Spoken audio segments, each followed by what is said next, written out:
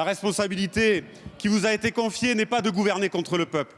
Le pays est sans dessus-dessous et ce n'est pas le moindre des problèmes de ne plus trouver de sens.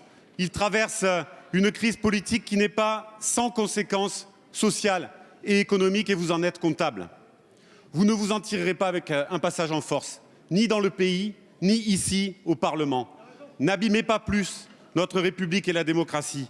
Ne cédez pas à la tentation de Pyrrhus. Ne déposez pas ce projet vendredi. Jouez l'apaisement. Sortez par le haut de cette situation bloquée. La seule solution raisonnable est de retirer votre projet et d'engager une véritable discussion. Vouloir bloquer un certain nombre de sites, ne pas respecter la loi en s'introduisant dans telle ou telle enceinte privée, procéder à des coupures sauvages de courant, tout cela, c'est méconnaître la démocratie, tout cela, c'est méconnaître la loi, et tout cela doit être sanctionné. Car ça n'est pas acceptable. Ça n'est pas acceptable, monsieur le député, et vous le savez parfaitement. L'outil de production, il se respecte. Le service public, il se respecte.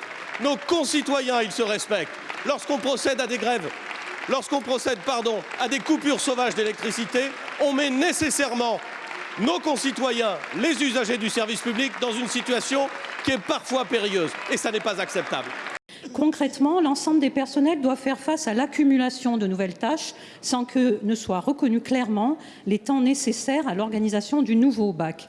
Dans certains établissements, la mise en œuvre de la dématérialisation des supports pose de gros problèmes. Les notes des épreuves de contrôle continu ne figureront pas sur les bulletins. Elles sont donc des épreuves anticipées du bac. Leur harmonisation et leur correction méritent donc une juste reconnaissance. Pourquoi vous entêtez-vous, Monsieur le Ministre, à considérer que ceux qui critiquent votre réforme ont forcément tort et qu'à l'inverse de vous, ils n'auraient pas le souci de leurs élèves ou le sens des responsabilités?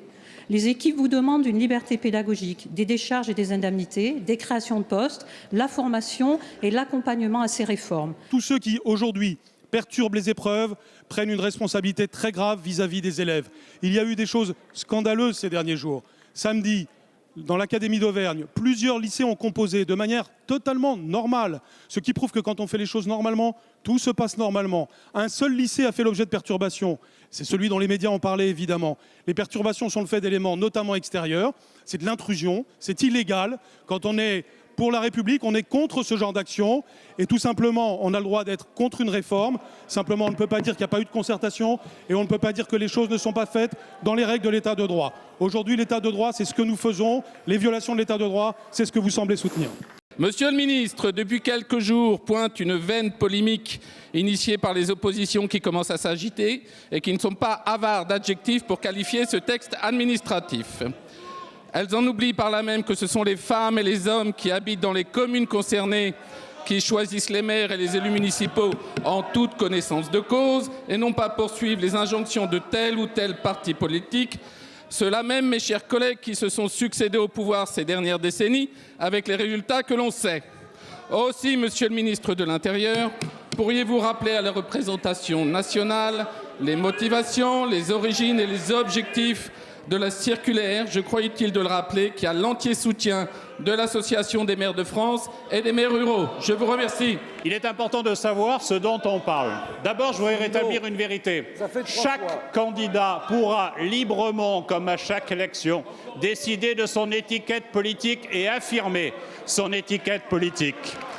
Et je le dis ici devant vous, moi qui suis un élu de la ruralité, il n'y a pas de petite commune avec des petits élus.